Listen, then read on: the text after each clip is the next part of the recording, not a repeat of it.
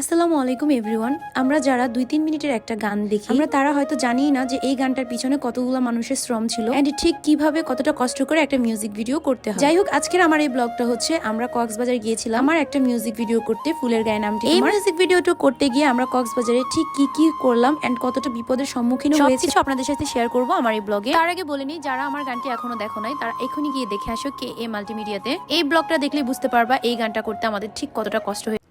কোথাও যাওয়ার সময় যখন গাড়ি আসতে চায় না আর গাড়ি আসার টাইম লেট করে, তখন আমাদের মনের অবস্থা ঠিক যা হয়। বিরক্ত লাগতেছে। 5 ঘন্টা ধরে বাসের জন্য ওয়েট করতেছে। এমন করতেছে ভাই, ওলে কথাই কইতে পারি না। গাইস, 5 ঘন্টা ধরে বাসের জন্য ওয়েট করতেছি। বাস আমারে বসায় রাখছে, এটা কোনো কথা? আমি বাসে বসায় রাখি। গাইস, বিরক্ত লাগতেছে, কি করা যায়? তো এইভাবে দুষ্টামি করতে করতে কিন্তু ফাইনালি বাস চলে আসছে। ফাইনালি আমরা গাড়িতে উঠে গেছি। আমরা যাচ্ছি হচ্ছে কোথায়, কারে কি দিগাই ভাই। আবার হইতো না, আমি ঘুমাই নেই, আমি ঘুমানোর পরে ক্যামেরা অন করি। কক না আবার হইতো না, ওইতো না তো। এবার কেমনে কন্টেন্ট বানায়, বুয়া কন্টেন্ট দেখছেন।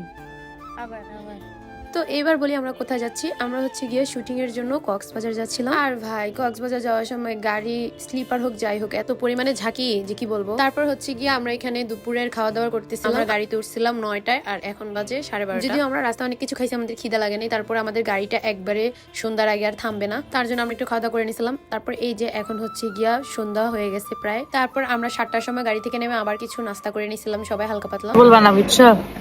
বিষয়টা হচ্ছে এটা অনেক দেখতে দেখতে অনেক মজা লাগছিল, বুঝছো?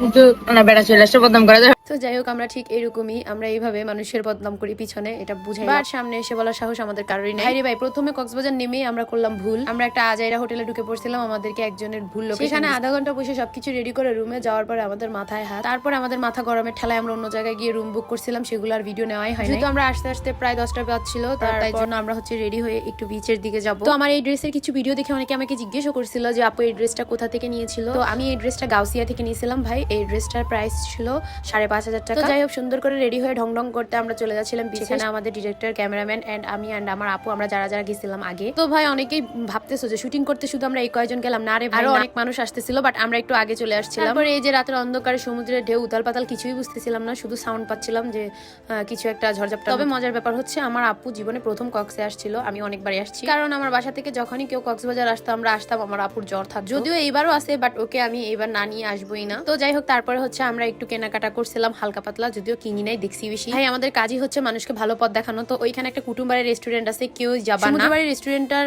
সরি হোটেলটার পাশেই কুটুমবাড়ি রেস্টুরেন্টটা, এখানে কেউই যাবে না, খাবারগুলো খুবই বাজে। ওইখানে গিয়ে আমি আমার অনেক ফ্যান ফলোয়ারকে পেয়ে গেছিলাম। এই রোদ দেখে ভাবতেছি কিভাবে শুট করবো। ফিশ ফ্রাই হয়ে যাবে না, ফিশ ফ্রাই হয়ে যাবে। ফিশ ফ্রাই কোনো কথাই আমার সবসময় না। তো যাই হোক, আমাকে এই ড্রেসে কেমন লাগছে তোমরা অবশ্যই জানাবা। অবশ্যই এটা আমার একটা ফেভারিট ড্রেস। আর মানে নিজেকে কেমন একটা মনে হচ্ছিল সমুদ্রের জলপরি জলপরি। ভাইরে ভাই, একটা ভিডিও করতে গেছিলাম, পৃথিবী অনেক বড়, বিশ্বাস করো, কিন্তু বিশ্বাস করো ভাই, আমার পায়ের নিচে বালুর তলে আমার পা অর্ধেক ঢুকেই গেছিল। তো গাইস, তোমাদের জন্য এক বদলি সমবেদনা, যারা মনে করো শুটিং করা অনেক সহজ, বিশেষ করে কক্সে সেই রোদের মধ্যে। ভাইরে ভাই, বাসায় আসার পর মনে হচ্ছিল জামার ভিতর কালার, জামার বাইরে আমার সব হাত পা মুখ সব আরেক কালার। টাকা তো সাগরের লাগে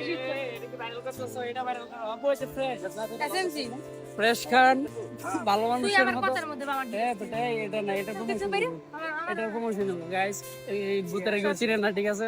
এই ভূত টেত নিয়ে না আসছে, মনে করেন যে দেখা যায় না, আমাকেই দেখা যায়। দেখেন ফেস অফ ব্রাইট দেখছো, দেখছি পুরো মেকআপ ছাড়া। পুরো হিরো আলম আছে। আর এই যে এটা হলো ফ্রেশ এসএমসি জায়গা কি আর বাচ্চা তো না, কক্সবাজার আসবেন এসএমসি নিয়ে না আসবেন। এসএমসি না, এসএমসি ছাড়া ফ্রেশ খাবেন, ফ্রেশ।